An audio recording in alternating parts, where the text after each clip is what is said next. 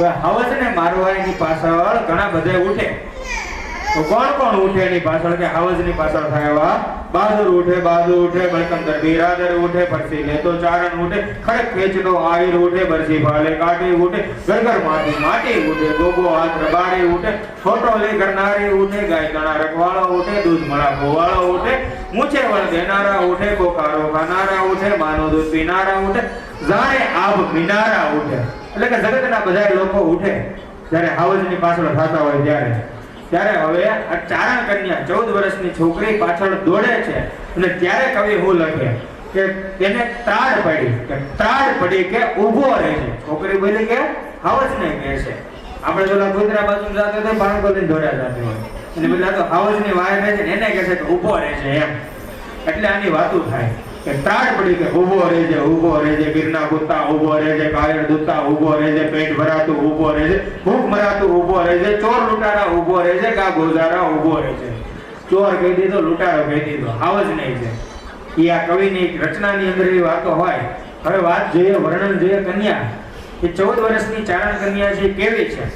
14 વર્ષની ચારણ કન્યા ચંદડી આળી ચારણ કન્યા શ્વેત સુવાળી ચારણ કન્યા બાળી ભોળી ચારણ કન્યા લાલ હિંગોળી ચારણ કન્યા ઝાડ ચડંતી ચારણ કન્યા પહાડ ઘુમંતી ચારણ કન્યા શોભનવંતી ચારણ કન્યા આગ ઝરંતી ચારણ કન્યા નેહ નિવાસી ચારણ કન્યા જગદંબાસી ચારણ કન્યા. અહીંયા એને જગદંબાનું રૂપ આપી દીધું છે. જેવું તો એવી વાત નથી કરી કે માતાજી જ્યારે પોતાનું રૂપ ધારણ કરીને આવે ત્યારે કેટલાય લોકોને ઉદ્ધાર કરતા હોય એવા જગદંબાસી ચારણ કન્યા હવે ડાંગ ઉઠાવે. ડાંગ એટલે અહીંયા લાકડીની વાત થાય છે. બાકી ડાંગ એટલે એમ થાય કે કોઈક જિલ્લાનું નામ છે, એવું નથી. ડાંગ એટલે કે લાકડી.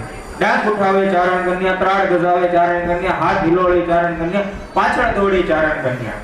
જેવી પાછળ દોડે છે ચારણ કન્યા એટલે સિંહ ભયથી ભાગે છે. અને કવિ જે શબ્દો લખે છે હવે આ મેન શબ્દ સાંભળવા જેવા છે મુખ્ય કે ભયથી ભાગ્યો સિંહણદારો ભડવીર ભાગ્યો રણને લઈને કાયર ભાગ્યો ડુંગરનો રમનારો ભાગ્યો હાથીનો અણનારો ભાગ્યો જોગીનાથ જટાળો ભાગ્યો મોટો વીર મૂછાળો ભાગ્યો.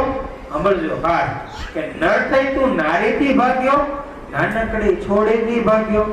નર જેવો સિંહ હવજ હોય 14 વર્ષની ચારણ કન્યાની હિંમત જોઈને ભાગી જાય છે. એટલે કવિ લખે કે નર થઈ તું નારીથી ભાગ્યો નાનકડી છોડીથી ભાગ્યો.